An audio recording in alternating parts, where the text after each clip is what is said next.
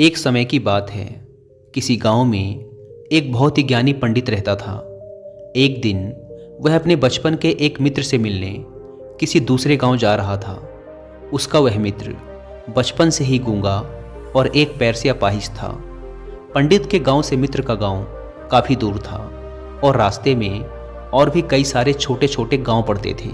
पंडित अपने धुन में चला ही जा रहा था कि रास्ते में उसे एक आदमी और मिल गया और वह भी पंडित के साथ साथ चलने लगा। उस आदमी को देख पंडित खुश हो गया। उसने सोचा, चलो अच्छा हुआ, साथ साथ चलने से सफ़र आसानी से कट जाएगा। बात की शुरुआत करने के लिए पंडित ने उस व्यक्ति से उसका नाम पूछा तो उसने अपना नाम महाकाल बताया। पंडित को यह नाम कुछ अजीब सा लगा, लेकिन उसने नाम के विषय में कुछ और पूछना उचित न समझा। दोनों धीरे धीरे साथ में चल ही रहे थे कि तभी रास्ते में एक गांव पड़ा। गांव का प्रवेश द्वार आते ही महाकाल ने पंडित से कहा, तुम आगे चलो, मुझे इस गांव में एक संदेश देना है, मैं तुमसे आगे मिलता हूँ। पंडित ने कहा, ठीक है, और वह आगे चल पड़ा। थोड़ी ही देर में उस गांव में एक खबर फैली कि एक व्यक्ति को भैंसे ने अपनी सींग में फंसाकर मार दिया है। जैसे ही भैंसे ने उस व्यक्ति को मारा, ठीक थोड़ी ही देर में महाकाल पंडित के पास वापस आ गया। फिर दोनों चलना शुरू कर देते हैं और चलते चलते एक दूसरे गांव के बाहर पहुंचते हैं। उस गांव के बाहर एक बड़ा सा मंदिर बना था और ठहरने की व्यवस्था भी अच्छी लग रही थी। पंडित के मित्र का गांव भी अभी वहां से काफ़ी दूर था और रात भी होने वाली थी। तो पंडित ने महाकाल से कहा, रात्रि होने वाली है, पूरे दिन चलते चलते थक भी चुके हैं और भूख भी लग रही है, तो भोजन करके यहीं रात्रि विश्राम कर लेते हैं, फिर सुबह आराम से आगे की यात्रा करेंगे। महाकाल ने कहा, ठीक है, मुझे इस गांव में किसी को कुछ ज़रूरी सामान देना है, तुम भोजन करके आराम करो, मैं बाद में आकर भोजन कर लूँगा। इतना कहकर वह वहाँ से चला गया। लेकिन उसके जाते ही कुछ ही देर में गांव में धुआं उठता दिखाई दिया और देखते ही देखते पूरे गांव में आग लग गई। पंडित ने आश्चर्य से सोचा कि यह महाकाल जहाँ भी जाता है वहाँ कोई न कोई अनहोनी जरूर हो जाती है, कुछ तो गड़बड़ है इस व्यक्ति में। लेकिन पंडित ने रात्रि में महाकाल से इस बारे में कुछ भी पूछना ठीक न समझा। सुबह होते ही फिर दोनों ने अपने गंतव्य की ओर चलना शुरू कर दिया। कुछ देर चलने के बाद रास्ते में फिर एक गांव आया। महाकाल ने फिर पंडित से कहा, आप आगे चलते रहिए, मुझे इस गांव में भी एक ज़रूरी काम है, मैं जल्दी से वह काम निपटा कर आपसे आगे वाले रास्ते में मिलता हूँ। यह कहकर महाकाल वहाँ से चला गया। लेकिन पंडित इस बार आगे नहीं गया। वह वहीं खड़ा होकर महाकाल को देखता रहा कि वह कहाँ जाता है और क्या करता है। तभी थोड़ी देर बाद लोगों की आवाज़ सुनाई देने लगी कि एक व्यक्ति को सांप ने काट लिया है और उसकी मृत्यु हो गई है।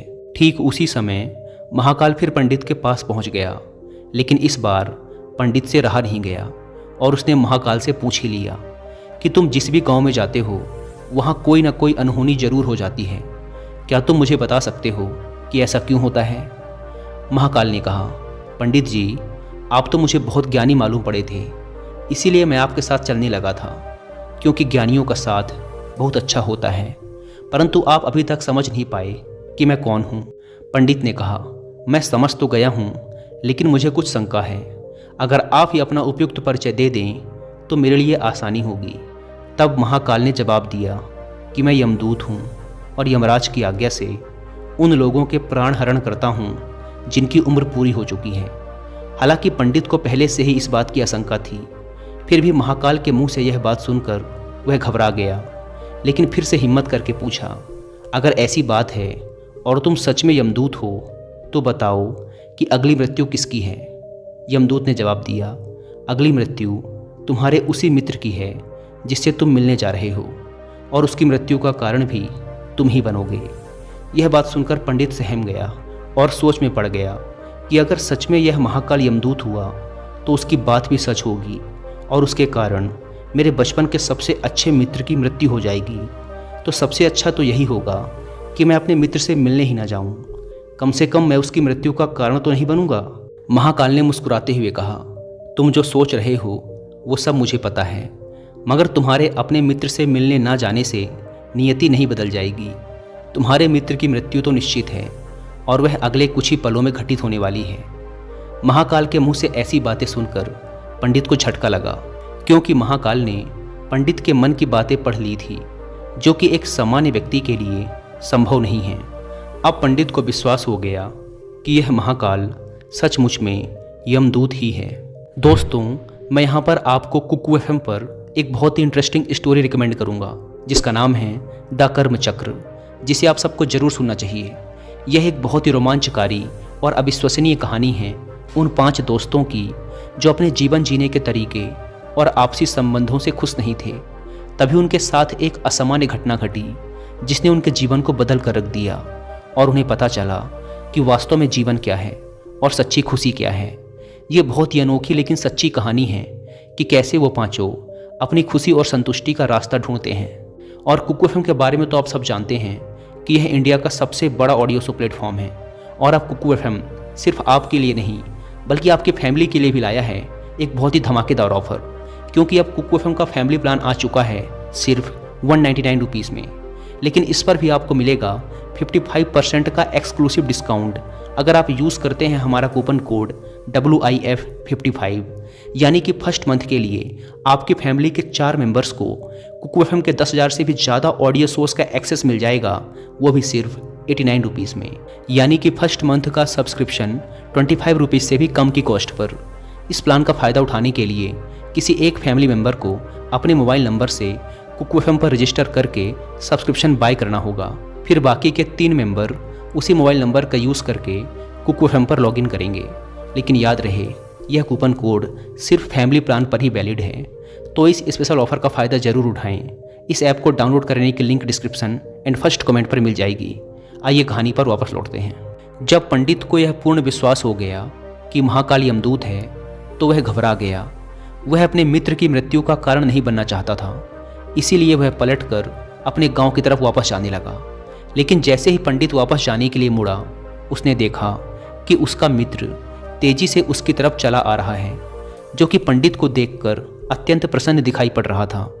अपने मित्र के आने की गति को देखकर पंडित को ऐसा लगा कि जैसे उसका मित्र काफ़ी देर से उसका ही पीछा कर रहा है। लेकिन वह बचपन से ही गूंगा था और एक पैर से लंगड़ा भी, इसीलिए ना तो वह पंडित को आवाज़ देकर रोक पा रहा था और ना ही उस तक पहुंच पा रहा था। लेकिन जैसे ही वह पंडित के पास पहुंचा, अचानक ही ज़मीन पर गिर पड़ा और उसकी मृत्यु हो गई।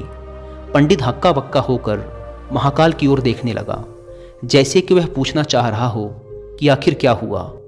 महाकाल पंडित के मन में उठ रहे प्रश्नों को समझ गया और बोला, तुम्हारे मित्र ने पिछले गांव में ही तुम्हें देख लिया था और वह वहीं से ही तुम्हारा पीछा कर रहा था। लेकिन गूंगा और लंगड़ा होने की वजह से वह तुम तक नहीं पहुंच पाया।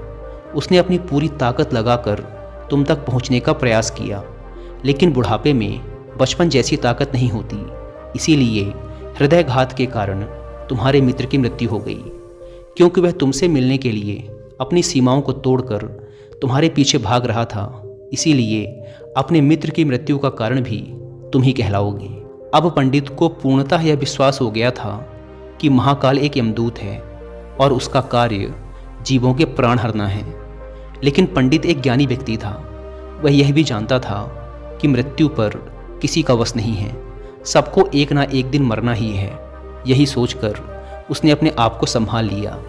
लेकिन अचानक ही पंडित के मन में स्वयं की मृत्यु के बारे में जानने की इच्छा हुई। इसीलिए उसने महाकाल से पूछा, जब मृत्यु मेरे मित्र की होनी थी तो तुम शुरू से ही मेरे साथ क्यों चल रहे थे?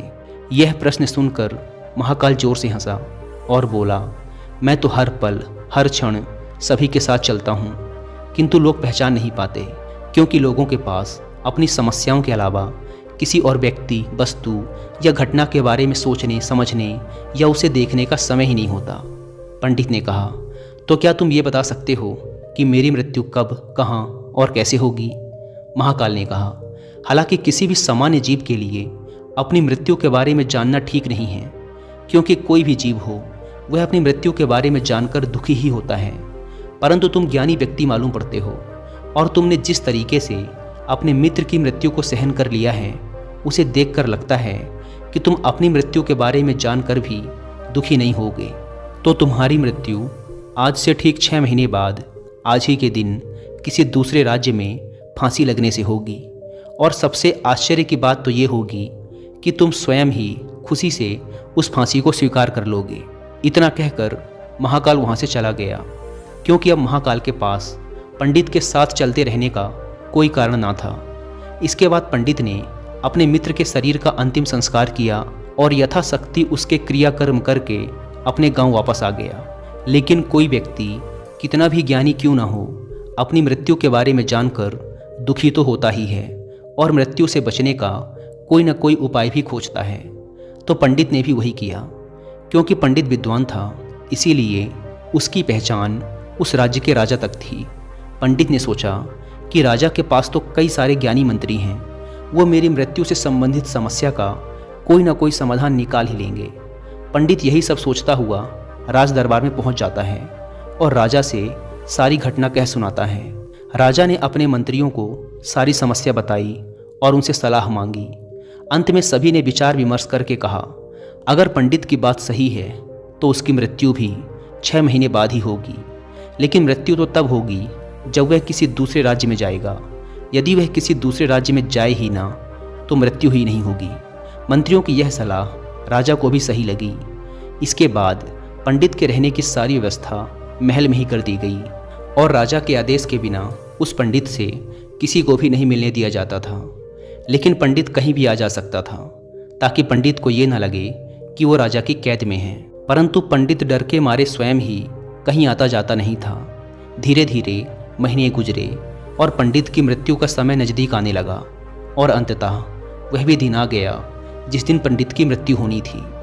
तो जिस दिन पंडित की मृत्यु होनी थी उसकी एक रात पहले पंडित डर के मारे जल्दी ही सो गया, ताकि जल्दी से वह रात बीत जाए और अगला दिन आ जाए, ताकि मृत्यु टल सके। लेकिन पंडित को नींद में चलने की बीमारी थी और अपनी इस बीमारी के बारे में वह स्वयं ही नहीं जानता था। तो फिर राजा, मंत्री या किसी वैद्य को इसके बारे में बताने का कोई प्रश्न ही नहीं उठता। पंडित अपनी मृत्यु को लेकर बहुत चिंतित था, इसीलिए वह पिछले कई दिनों से ठीक से सो भी नहीं पाया था। और नींद में चलने की बीमारी भी तभी होती है जब व्यक्ति ठीक से सो नहीं पा रहा हो। तो उस रात भी पंडित को नींद में चलने का दौरा पड़ा। वह उठा और महल से निकलकर अस्तबल में गया।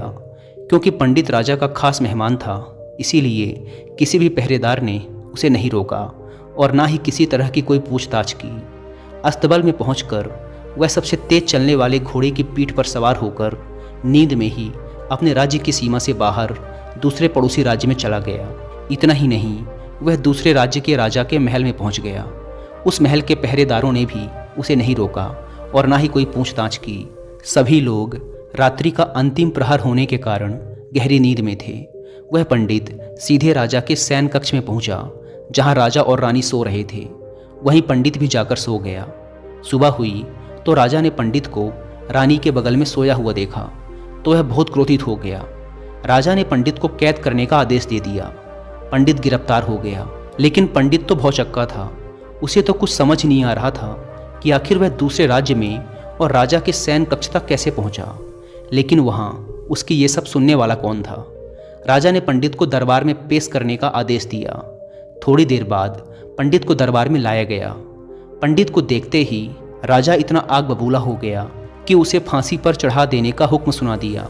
फांसी की सज़ा सुनकर पंडित कांप गया, लेकिन फिर भी थोड़ी सी हिम्मत जुटाकर राजा से बोला, महाराज, मैं नहीं जानता कि मैं राजमहल तक कैसे पहुंचा।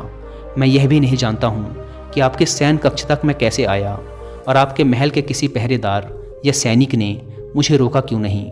लेकिन मैं इतना ज़रूर जानता हूं कि आज मेरी मृत्यु होनी थी और वो होने भी जा रही है। राजा को यह बात थोड़ी अजीब लगी। उसने पंडित से पूछा, तुम्हें कैसे पता कि आज तुम्हारी मृत्यु होनी है। राजा के इस प्रश्न के जवाब में पंडित ने पिछले 6 महीने का सारा वृत्तांत राजा को कह सुनाया और बोला, महाराज, मेरा क्या, किसी भी सामान्य व्यक्ति में इतना साहस नहीं कि वह राजा के शयन कक्ष में राजा की उपस्थिति में रानी के साथ सो जाए। राजा को पंडित की बात में थोड़ा तर्क दिखाई पड़ा, परंतु उसने सोचा कि यह मृत्यु से बचने के लिए महाकाल और उसके द्वारा अपने मृत्यु की भविष्यवाणी की कहानी बना रहा है। इसीलिए राजा ने पंडित से कहा, यदि तुम्हारी बात सत्य है और आज ही तुम्हारी मृत्यु का दिन है, जैसा कि यमदूत महाकाल ने तुमसे कहा था, तो आज तुम्हारी मृत्यु का कारण मैं नहीं बनूंगा, लेकिन यदि तुम्हारी बात झूठी निकली तो निश्चित ही आज तुम्हारी मृत्यु का दिन होगा। क्योंकि जिस राज्य से पंडित आया था उस राज्य का राजा इस राजा का मित्र था। इसीलिए इस राजा ने तुरंत अपने कुछ सैनिकों को पड़ोसी राजा के पास भेजकर पंडित की बात की सत्यता का प्रमाण मांगा। भेजे गए सैनिक शाम तक लौटे और उन्होंने राजा को बताया कि महाराज, पंडित जो कुछ भी कह रहा है वो सब सत्य है। पड़ोसी राज्य के राजा ने पिछले 6 महीने से पंडित के रहने की सारी व्यवस्था अपने ही महल में कर रखी थी। पंडित राजा का खास मेहमान था। कल शाम राजा आखिरी बार पंडित से उसके कक्ष में मिले थे और उसके बाद यह इस राज्य में कैसे पहुंच गया इसकी जानकारी किसी को भी नहीं है। इसीलिए उस राज्य के राजा के अनुसार पंडित को फांसी की सज़ा देना ठीक नहीं है। लेकिन राजा के सामने एक नई समस्या थी, क्योंकि उसने बिना पूरी बात जाने ही पंडित को फांसी की सज़ा सुना दी थी। इसीलिए अगर पंडित को फांसी नहीं दी जाती तो राजा के वचन का अपमान हो जाएगा, लेकिन अगर राजा की बात का मान रखा जाए तो बेवजह ही एक निर्दोष व्यक्ति की मौत हो जाएगी। राजा ने अपने सभी मंत्रियों से इस बारे में सुझाव मांगा तो मंत्रियों ने राजा को सुझाव दिया कि महाराज, पंडित को एक कच्चे सूत के धागे से फांसी लगवा दी जाए। इससे आपके कथन का भी मान रह जाएगा और कच्चे सूत के धागे से पंडित को फांसी भी नहीं लगेगी और उसके प्राण भी बच जाएंगे। राजा को मंत्रियों का यह सुझाव पसंद आया और उसने ऐसा ही करने का आदेश दे दिया। पंडित के लिए कच्चे सूत के धागे से फांसी का फंदा बनाया गया और नियम के अनुसार पंडित को फांसी पर चढ़ाया जाने लगा। सभी लोग बहुत खुश थे कि ना तो पंडित मरेगा और ना ही राजा का वचन खाली जाएगा। पंडित को भी पूर्ण विश्वास था कि सूत के धागे से तो उसकी मृत्यु हो ही नहीं सकती। इसीलिए वह भी खुशी खुशी फांसी पर चढ़ने के लिए तैयार हो गया। जैसा कि महाकाल ने भविष्यवाणी की थी कि तुम खुद ही अपनी फांसी को स्वीकार करोगे। लेकिन जैसे ही पंडित को फांसी दी गई, सूत का धागा तो टूट गया, लेकिन टूटने से पहले उसने अपना काम कर दिया था। पंडित के गले की एक नस सूत के धागे के झटके से कट चुकी थी और पंडित जमीन पर पड़ा तड़प रहा था। हर धड़कन के साथ उसके गले से खून की फुहार निकल रही थी और देखते ही देखते पंडित का शरीर पूरी तरह से शांत हो गया। सभी लोग आश्चर्यचकित थे और पंडित को मरता हुआ देख रहे थे। किसी को विश्वास नहीं हो रहा था कि कच्चे सूत के धागे से भी किसी इंसान की मृत्यु हो सकती है। लेकिन घटना तो घट चुकी थी। नियति ने अपना काम कर दिया था और महाकाल की भविष्यवाणी सच हो चुकी थी। श्रीमद् भगवद गीता में भगवान श्री कृष्ण ने कहा है, जो होना होता है वो होकर ही रहता है। हम चाहे कितनी ही सावधानी बरतें, कितना ही उपाय कर लें, लेकिन घटना और घटना की पूरी प्रणाली पहले से ही तय होती है, जिसे हम थोड़ा सा भी इधर उधर नहीं कर सकते।